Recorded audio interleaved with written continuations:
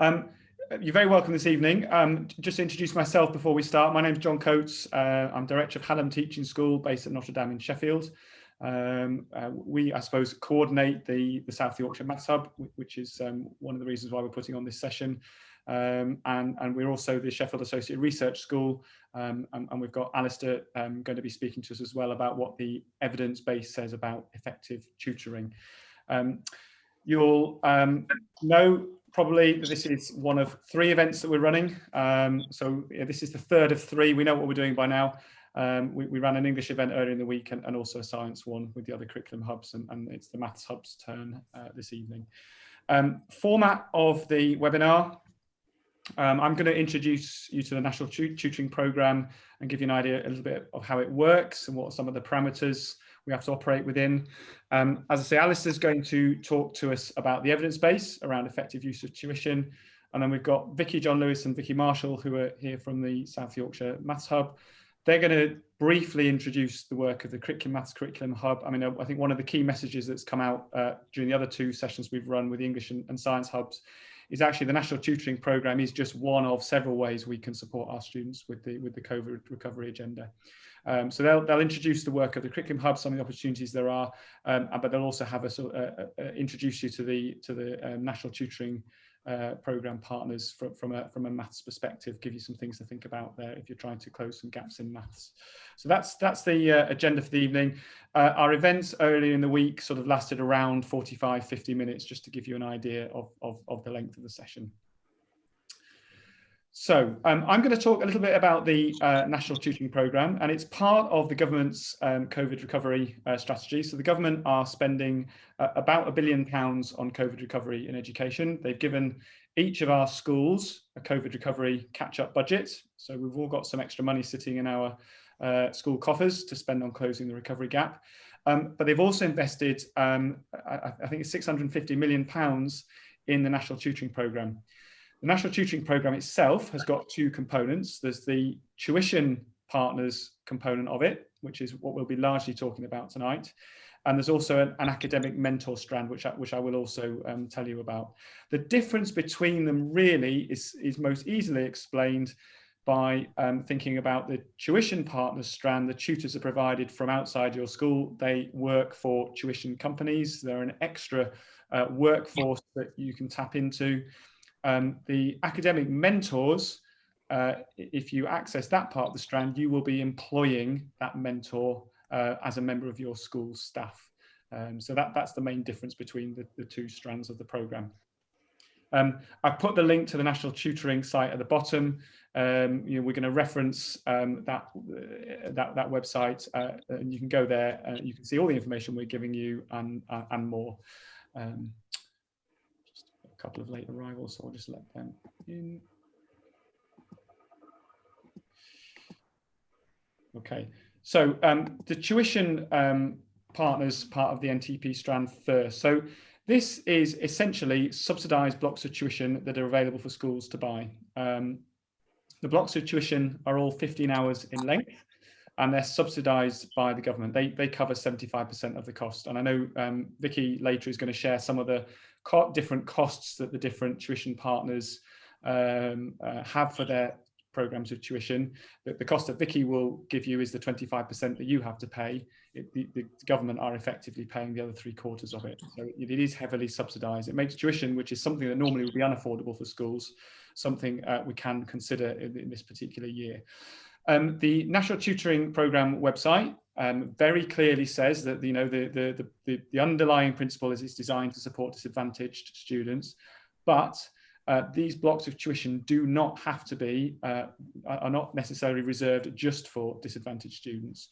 It's up to us as schools to identify the students that we think are going to benefit most from access to tuition, and we put in place the blocks of tuition for those students. They don't have to be students on free school meals or disadvantaged.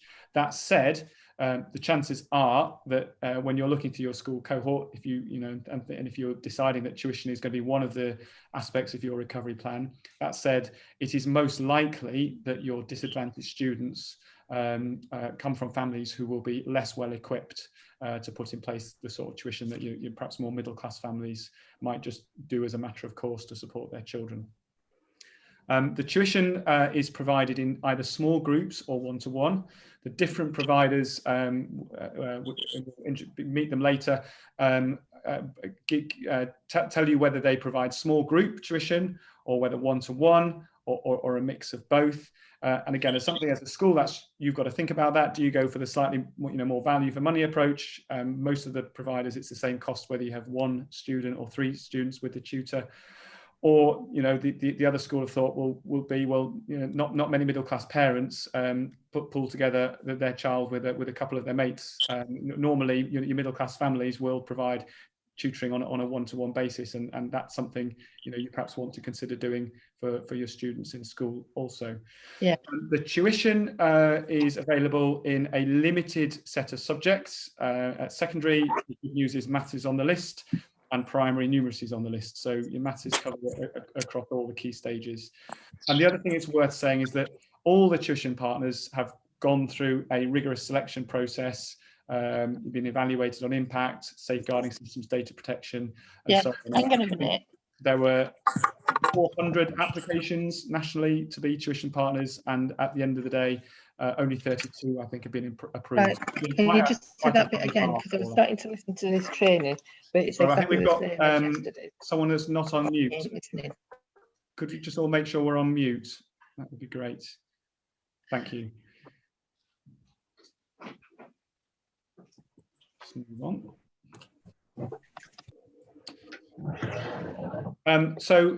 The way you apply for places on the tuition blocks of tuition, you simply go onto the National Tutoring Programme website.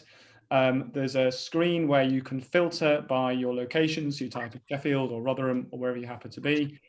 You click a button that says I'm interested in Key Stage 3 maths tuition, and then the website filters you to a list of tuition partners that provide Key Stage 3 maths in Sheffield or Rotherham or wherever. And you can then click on each of those. You can see a little bit more about how they organise themselves, and there's an opportunity to express an interest. And our experience of that is we've had very, very rapid responses. At our school, we've expressed an interest in accessing tuition through 2 of the tuition partners.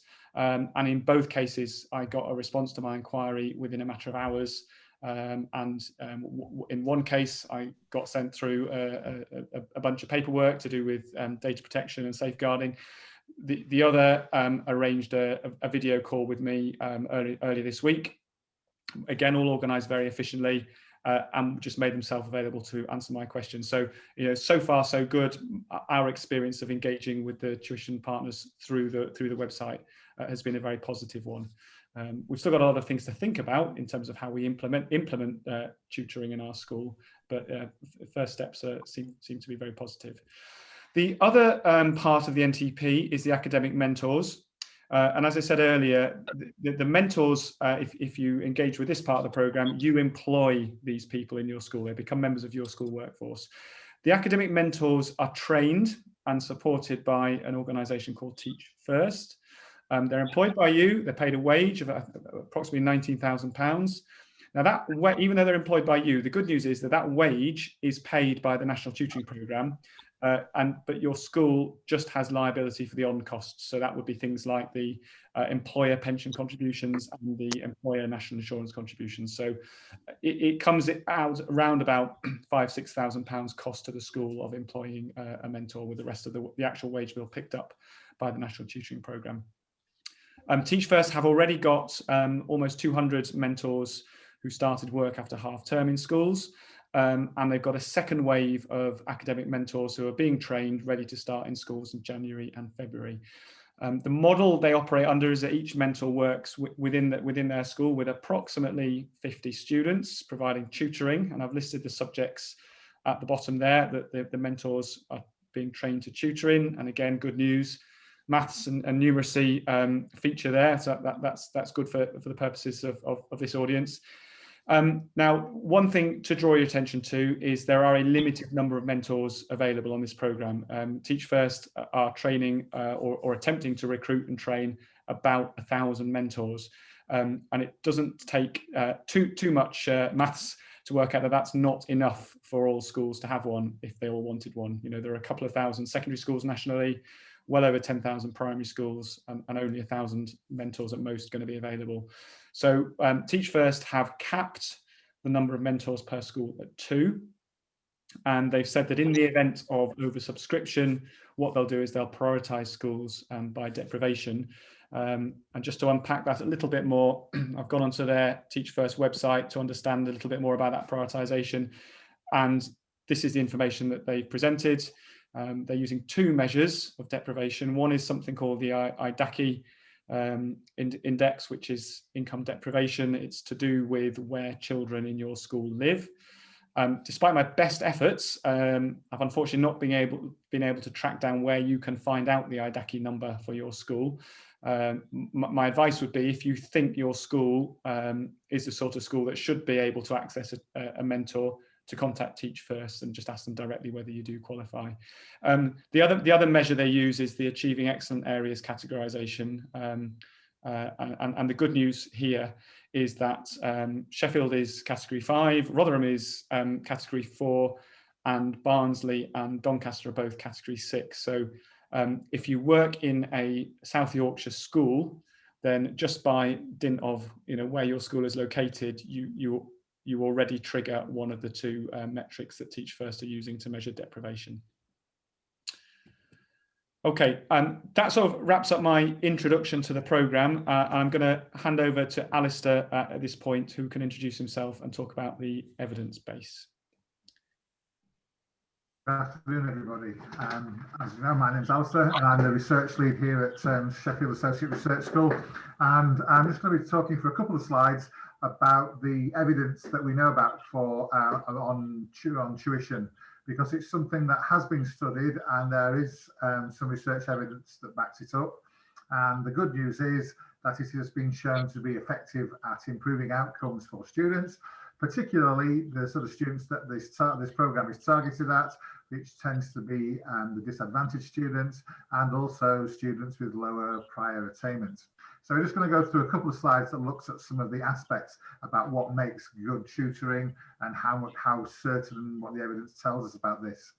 So the first thing is that where tutoring has been successful is where it aligns most with the classroom teaching. So this is a combination of fitting in with how the lessons are taught in the lessons, what the content is that is going to be taught by the tutor. Also, some of the style of the way that the lessons are presented, but also to make sure that it fits in with what the students who are going to be receiving the tutoring do know or don't know, the skills that they can do or the skills that they can't do. It's that integration with what they're expected to do in the classroom that makes it really successful. And then to achieve this balance between the content they know and the skills that they need, this requires really good communication, because we need the teachers to pass on to the tutors what the students need to be doing, but we also need communication coming back the other way in terms of feedback from the tutors as to how the students are doing. And so many schools are considering appointing one person or a teacher or a member of staff to coordinate all of this, to be the focus for that communication. Now, we will see later on that assessment is going to be important, and finding out what these students know and what these students can't do is going to be crucial when it comes to selecting them. Tutoring seems to work best when it happens during a normal school day. And by school day here, we mean breakfast time or before school, form time and lunchtime, and also within the normal timetabled hours. Where tuition that seems to have not worked so well as when it's been delivered after school. And this is often due to attendance. The students that you need to come to the sessions don't see attendance after school as important, and so therefore that's where tuition seems to have fallen down. And so you may well be looking at organising some sort of rotation. It's important that students don't miss the lessons for which they're getting the tuition. So you want to try to avoid maths lessons or numeracy sessions, and also that students don't miss any other additional support provision like SEND provision that might have been put in for individuals. It seems likely that short bursts of tuition are most effective. So rather than putting a student on for the whole of a year, a block of perhaps 6 weeks, and then perhaps some other students take advantage of the service and then maybe go back to the students later on in the year. But short bursts seem to be working better. And again, the time, the length of them depends on the age of the children. It depends on the subject perhaps, but something of 30 to 60 minutes seems to be the most effective time from the research. The tutoring works best when it happens in the normal school day. A lot to do with attendance, and so having the school having the opportunity to manage that and control that. You're right, darling. Then that seems to be useful in helping the outcomes of the students. One is working till 4. Come off mute again, please. So just I was distracted then for a minute. I do apologise.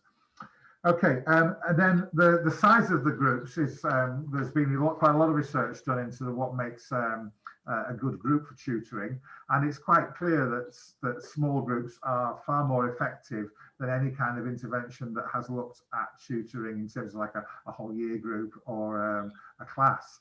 And again, one-to-one seems to be the most effective, but this obviously has a challenge for the resources required to deliver this.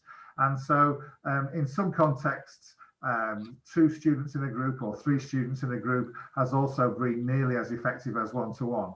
And so the NTP is kind of suggesting that we start off considering a small group of 2 or 3 students. And if that proves not to work for any individual students, then look perhaps to one-to-one, but to start off on this 2 to 3 students. We'll look at exactly the composition of those groups on the next slide, but it's really important that the school has a big input into this, and teachers' professional judgment and the knowledge of the students is used to help make sure that the balance of the groups is right. And then the final point goes back to this idea of assessment, and where tuition has been successful, it's because effective assessment is mixed in with the tutoring.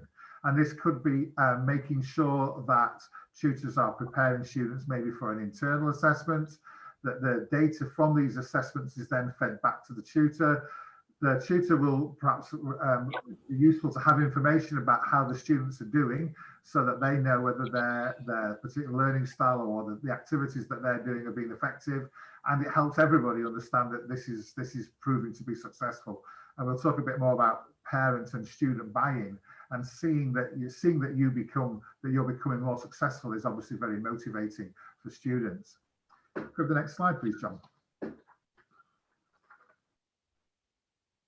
So the evidence points to those six features on the previous slide, but there are other things that you perhaps ought to think about.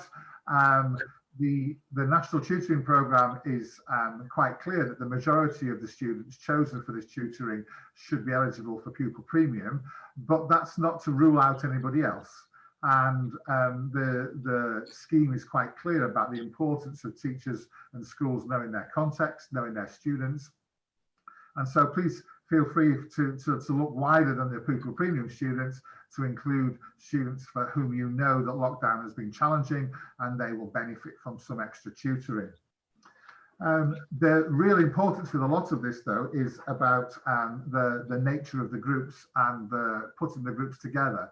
And this does require a lot of school knowledge, school context knowledge, and students that are going to benefit most from the tutoring programme. The evidence is that lower prior attaining students seem to do best in tutoring. Their outcomes are much more improved. And similarly with students who've got SEND, the one-to-one tutoring can really help these pupils. But that again it may be that you don't necessarily want to create groups that are the same sort of ability. The evidence is a bit varied on this. There have been some papers that have shown mixed ability groups are useful. And in there, if you have a more able student and a lower prior attaining student, there is evidence that peer-to-peer interactions there can be beneficial within the tutor group. But again, it's very much seems to be down to the schools and their knowledge of the students that they are choosing for the tutoring. The next two are all around this idea of buy-in and good communications with parents. Timing in the school day can be important so that you get pupil buy-in, communication with school and home, and how the whole process is solved. You know, we all know this when we're dealing with children. This shouldn't be seen as a detention. It shouldn't be seen as a punishment. It may need selling in a particular way.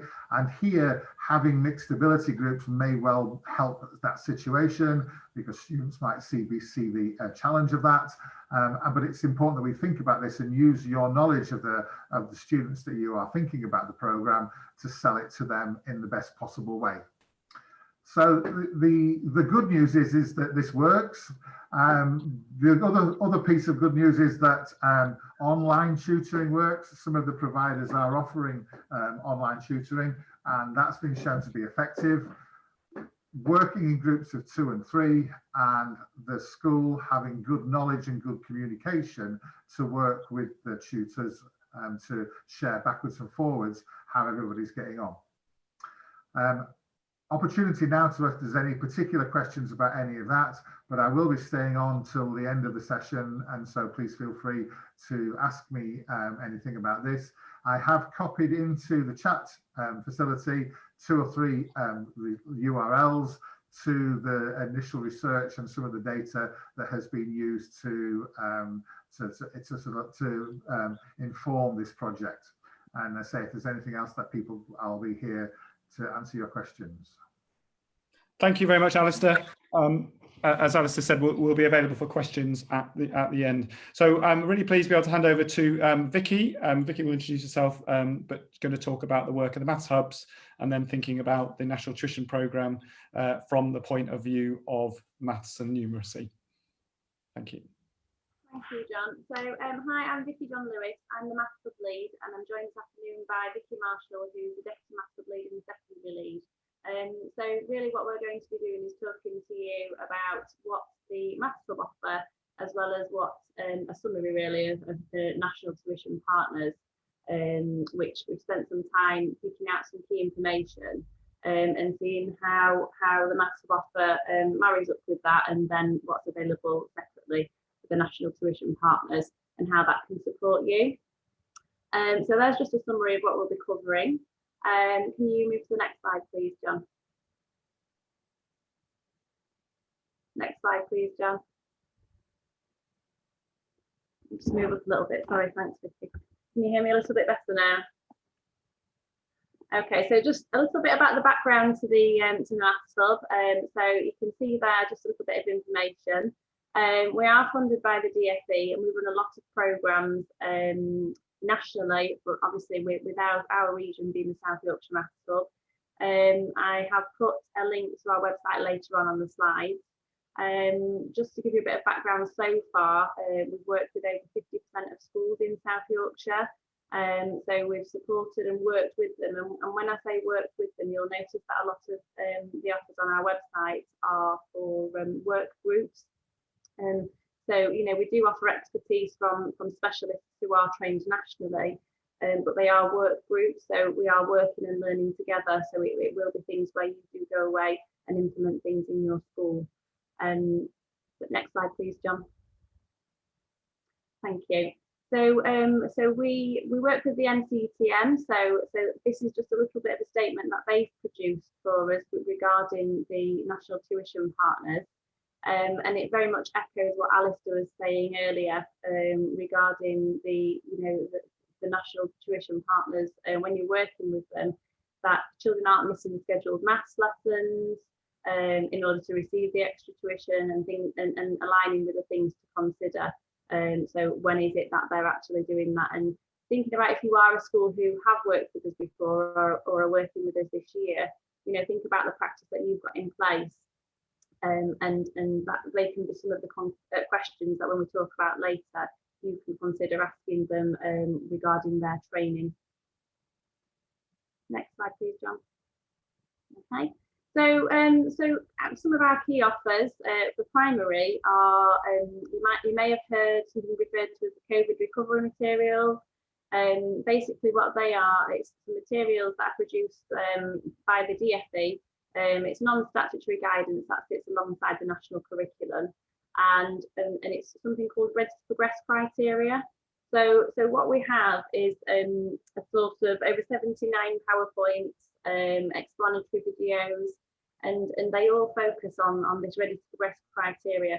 And the criteria is nothing different to the national curriculum, but what it does, it picks out key strands of what it is believed are the essential things for children to be able to achieve to move on. So it's those core structures of mathematics that are needed as a baseline. So thinking about schools and considering you know, curriculum design at the moment, and you know, and I work in the school myself, we're actually thinking about, well, what needs to come first? How do we order this? Do we need to redesign our medium-term plans? This document is fantastic in being able to guide us to pick out the key areas. So that there is a link there for our coronavirus recovery page for our website. But with regards to what we're offering some sessions after Christmas, and that'll be primarily working with this document, how to get the best use out of it. You know, if you've already started, again, it will be a work group, so it will be sharing best practice, seeing what's working well so far, and really how to get the best out of it. And that will be led by one of our specialists who's also our assistant primary lead. So if you look out for the information for that, if you are interested in looking at how that can support you with what you're doing in school already, or how it might also work with the tuition partner that you may choose, you know, as guidance, then please look out for the December newsletter from our website. Thank you, John. Next slide, please. Okay, I'm going to pick up the secondary side of things in terms of the recovery. I've heard a recovery curriculum quite a lot, but that makes me a little bit uncomfortable because it makes me think that we're going to just try and maybe squeeze everything in and make up the time that way. And instead, I like to think about it as recovery pedagogy instead. So we're thinking about how we can be sequencing our lessons and building on the prior knowledge, sure that we're really making use of all of the lesson time that we have got left with the students. Obviously, depending on what year they're in, will make a difference as to how much chunk of their time has been taken so far. And thinking about how we can make connections between units and between topics, so that maybe instead of having to explicitly go over something, it might be that it fits in really nicely with another unit. And particularly if we've got proportionality coming through really thick and strong through so many different strands. So what we're doing is we're looking at, instead of squeezing everything in, can we just be a little bit smarter about how we're going to make these links? So instead of me having to go over the basics of things over and over again, actually, if I appreciate the fact that I can link ratio tables in with speed, distance, time, and I can also link it in with other areas, then that means that I'm going to save that little bit of time there. We can focus on the actual the pedagogy side of it in terms of the conceptual understanding and making those links there to try and secure those. And from the secondary side of things, if you could just click on John, what I'd recommend there is people making use of the NCTM secondary PD materials for that. So this is where the Key Stage 3 curriculum has been broken down into key ideas and really nice, connected, well-written steps to be able to get that nice sequencing. So we're constantly reflecting and building upon everything that students are constantly approaching for their maths. Okay, another thing that we've got for the maths sub that we're offering in support that really reflects nicely with the COVID situation is a work group. Now, this is an innovative work group, so it's pretty much unique to our to our maths hub, and it's actually joint with the Sheffield Associate Research School, which means that there's twice as much resource, we've got plenty of time and knowledge to be able to support people within this work group. And what it does is it's looking at the metacognition and the self-regulation for the students to be able to be successful with their learning, with a particular emphasis on their online learning. Now, we've all been using online learning to some capacity over the years through MyMath, through Hegarty, and when we're setting these one-off little tasks, then we found that the students have generally done okay, but we've only been giving them these short tasks. But what lockdown did was it really emphasised some of the issues that the students have to have that self-regulation, to know how to support themselves and what steps they can take, what approaches they can do if they are struggling with that online and that remote learning. If you could just click on Jen, please, sorry. So it's going to be this particular work group, I've just gone dark.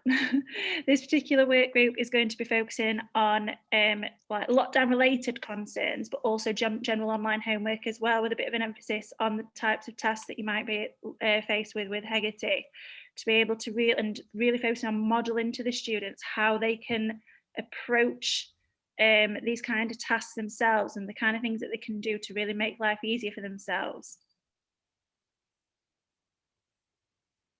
So if you are interested in joining that particular work group, if you could just email admin@symathshub.org.uk, then we'll be able to put you onto the list for that one. Okay, just very quickly now, this is at risk of repeating some of what Alistair said, so I won't focus on too much of it right now, but thinking about why is this so important? Why is this tuition so important right now? And we're all familiar with Grim Up North, and I feel like this is really pertinent right now for this new North-South divide that's come in terms of we really have had it hard ever since September, really, in terms of those figures. So coming back since September, if we look at school closures, year group closures, bubble closures, they are very much predominantly up north.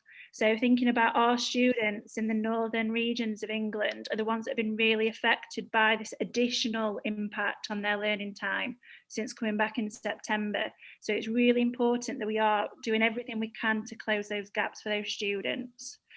And research has found that 80% can't actually access quality tuition. So this is obviously going to build those bridges.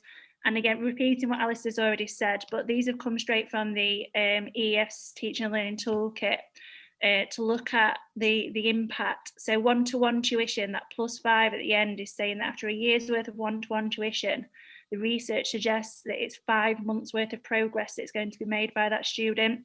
Small group tuition being 4 months. Now you'll see there the costing for the one-to-one tuition is quite high. It's got the £4 signs highlighted. Obviously through the subsidised rates, these costs aren't quite as extreme as what they normally would be. And then the padlocks there are showing this how secure the research is. So especially for that one-to-one, if that is the route that you go down, it's now not going to be as expensive as it might have been in previous years, but the research to back this up is really secure for the benefit that it has for our students. Okay, I'm just going to take you through some of the NTP, some of the partners that are available for maths through primary and secondary. And just looking through some of the things to be considering. Now, from here, I think the really key thing is to have a list of questions ready for your inquiry. Again, this has already been said, but thinking about how you would like your tutors to slot into your school environment and what you've got going on in your school already. What is really important for you, because there are so many partners to choose from, and they have different benefits, they have pros, they have different cons, but think about what you need for your context and really being, I'd say to be really strict with that. If it's not going to work for you for what your needs are, then move on, find a different partner. Okay, so for the next few slides, we're looking at some of the partners. So the first couple are looking at, all these are accessible for primary and secondary. So all this information has come from the NTP website, but we just wanted to put it into a bit of a table for you just to save having to troll through it yourself, so we can get a really quick snapshot of what's available, who it's for, if it's online or in person. So you'll see here there's plenty on this slide and the next one that are covering both primary and secondary. The vast majority are online. I believe off the top of my head, targeted provision is the only one that is just in person. All the rest, I do believe, are offering online. And then when it comes to in person, there's quite a few that will come depending on locations. Obviously, if that's important to you, then that's a question to be put into them as you get in touch with them. And then thinking about the kind of tutors. So you've got a wide range here, and a lot of this impacts on the costs, which Vic is going to talk through. But thinking about what kind of qualification, is it important for you to be spending that little bit extra and having that maybe the ones that are a bit more qualified? Or actually, do we feel like for the needs that you've got, having somebody that's maybe got a bit less experience, but actually they'd be doing the job that we need them to do, and it saves us that little bit of money. It's all about thinking about your priorities for your school. And also, if you're needing to make sure that they've got that special, that they can cater for really cater well for their special needs, special educational needs students, and the alternative provision, thinking about which of these things are really important for you, and what you can be asking to make sure that they will work for your context. And then just the next slide is just looking at, there's just 3 providers that are secondary only.